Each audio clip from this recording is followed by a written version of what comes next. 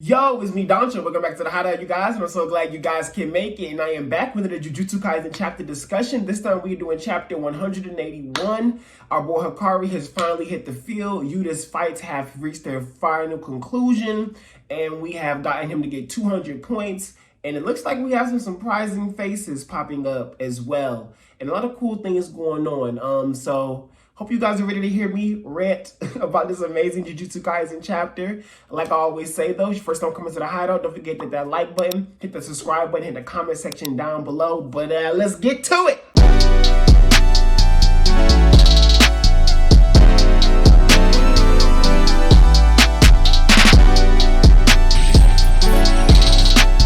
Alright, so this chapter was really good for a lot of different reasons.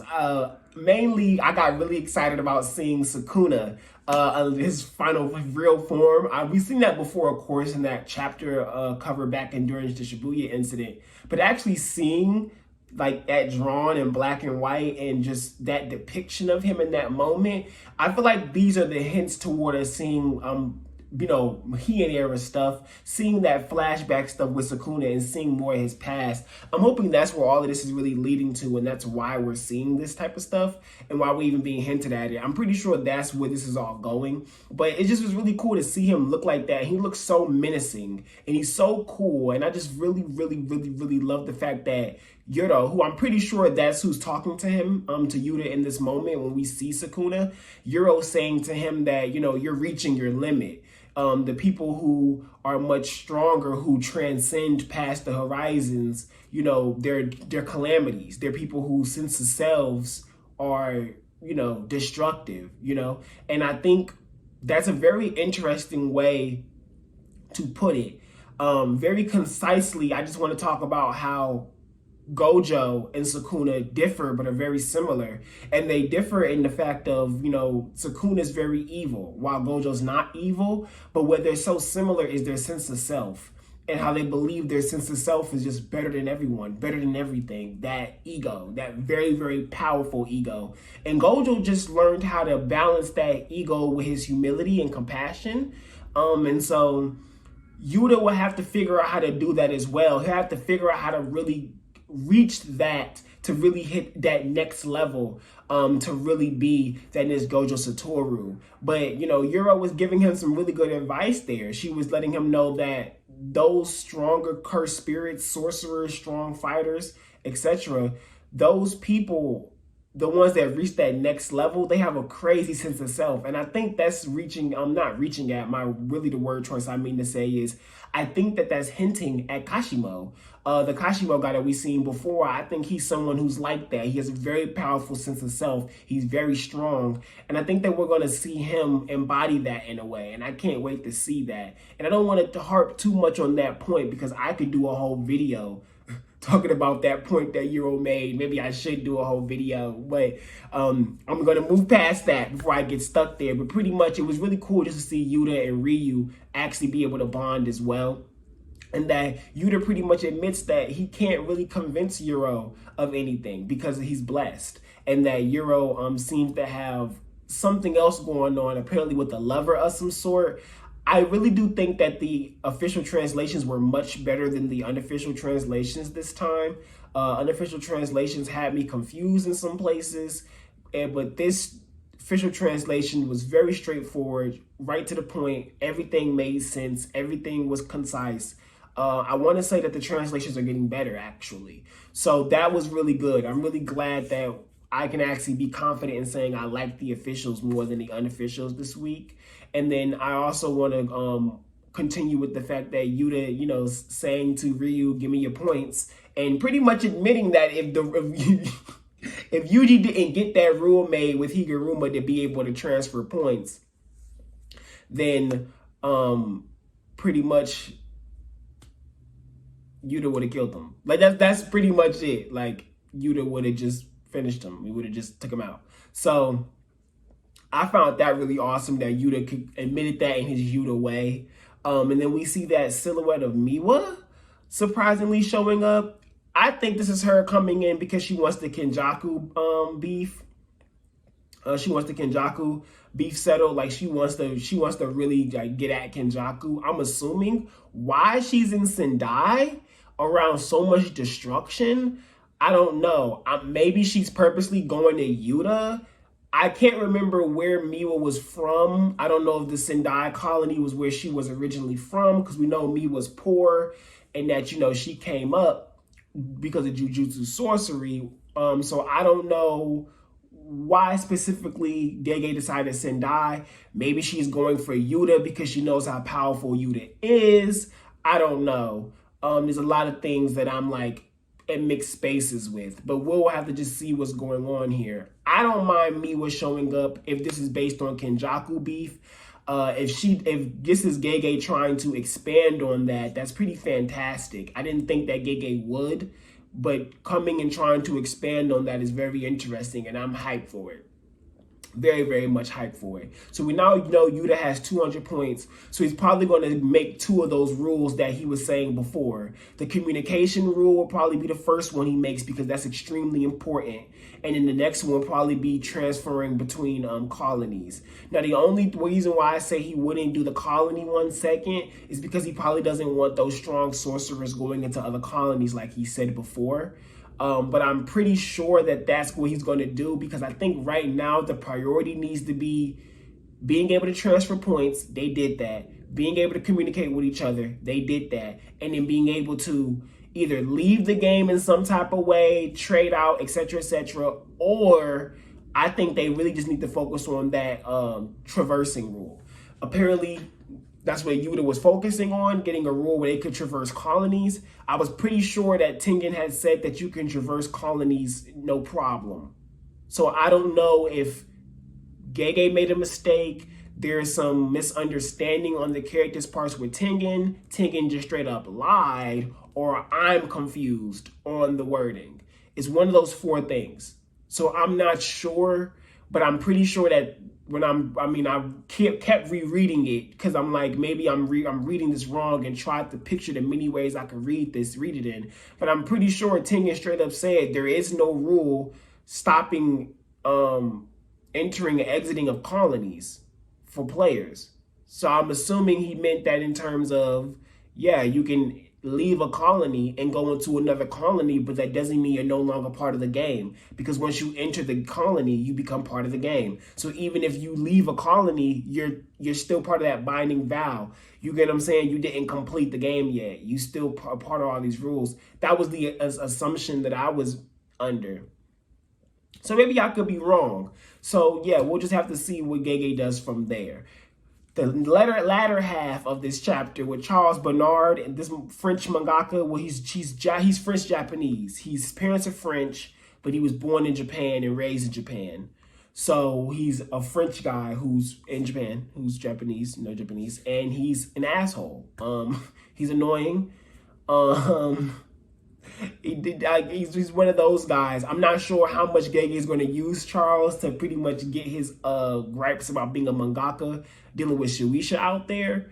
But right now, Charles just seems like a French F-boy, if you know what I mean. And I have French people who are telling me that he is a very typical French F-boy coming off the way he acts. So I find that to be pretty hilarious. So I don't know. We'll have to see how Gege continues to boost his character. But I did find the fact that, one, his manga pretty much sucked and he got mad about it. And then he bends dude's finger and is like, if you want realistic, watch live action and stare at photos, which is not something I disagree with, but that's not the point as well. We all know that sense of realism within a shonen, added to that fantasy, that fantasticalness, as we like to say, is what makes them really cool. What makes them really good. And I think Gege is using this to try to break the fourth wall a little bit and try to have some conversation about how they feel about being a mangaka. It's Hakari season. Hakari season. Hakari season. Hakari season. It's Hakari season.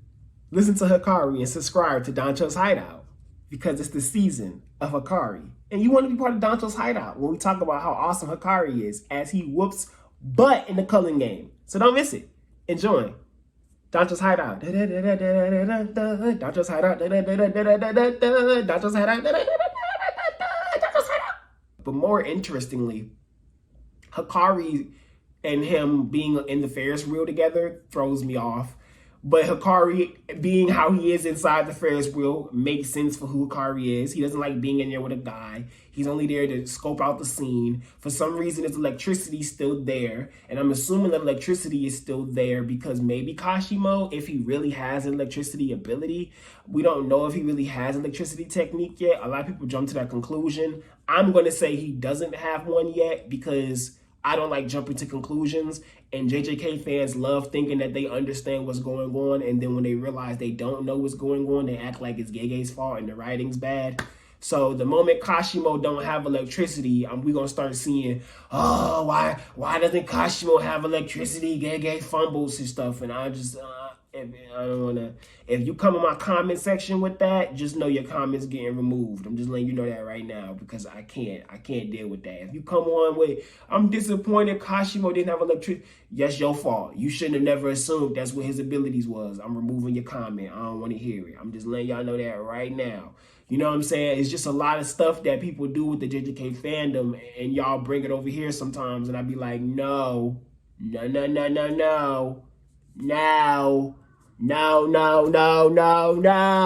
yeah, so I'm really excited just to see pretty much how Hakari and Charles are going to clash, because Charles is saying to him, you know, you got to have a positive reason in battle shonens to, you know what I'm saying, for the audience. And then he asks Hakari, give me a reason to fight. Like, give me a reason to hate you. I hate you enough to kill you. And it's kind of just like, I don't know. It's kind of like Hakari it's very interesting that Hakari is igniting the fever in Charles. And we know that that's Hakari's thing. So I'm assuming that Hakari's about to dust Charles. Not like maybe it's off bat simple. He's probably going to have a really crazy technique that has something to do with being a mangaka or something of that nature. That's going to give him a nice little boost to be able to fight against Hakari well. And he seems to know about cursed spirits, stuff like that. Like he said that stuff to Hakari very simply. He even was like, you think Tokyo really is going to go back to normal after this? So like a lot of like Charles, you know, he seems like he's competent to a degree. So we'll just have to see like how their class actually unfolds and how things actually go down. And him just, Hakari should have disrespected him. Like you say, you're a mangaka, right? He's like, yeah. He's like, so I wouldn't read anything that you write at all. I don't want your depressing disposition to mess me up and to infect me. And I agree. I find what Hakari said to be such an agreeable thing. That's why I don't read the Chainsaw Man dude's work. Like I just don't, because I just don't. Like I find his disposition very detestable. Like it's very detestable and self-loathing, and so I don't like reading his works. And like so, Hakari saying that, I really resonated with that. Like I don't read a lot of Asano's works because our stuff I have read for him just way too self-loathing. And you know what I'm saying? Like, and I understand that that's how people, that's their outlets and that's the writing. But as a consumer, I can say, oh, I don't want to deal with that. I deal enough with that in my everyday life. I don't want to deal with that. I don't want to read that in your story.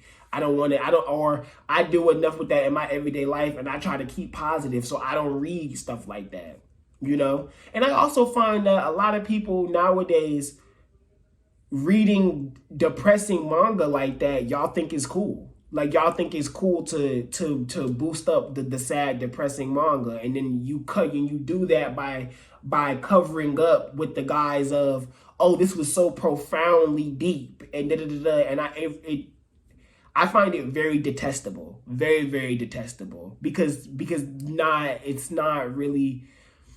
not to say that the works that y'all are talking about don't portray things in that way, but the way y'all do it a lot of times doesn't feel like that's really what you consumed out of it. That's genuine. Sometimes it's very obvious when people go into it trying to be analytical. You didn't go into it trying to get out of what the content was trying to give you. And a lot of times y'all insert into the content or project into the content more than you take out of the content. And so that I really resonated with Hakari said. Like, I really felt that. And I think I'm really happy that it made Charles upset, because I think Charles is one of those type of people where he needs to be told that you aren't as good as you think you are, and you aren't right, and you aren't it, you know? And I really cannot wait to see Hakari humble him, because I think that's what he needs. He seems like he's that type of guy. And I think that's going to make it really interesting. But where is Panda? If Panda's with Kashimo, I'm here for it. I was born for it. I was built for it. Gege did it for me. If I'll just have to say right now, this is my disclosure. If Panda goes off in this Culling Game, y'all will never hear the end of it. Never.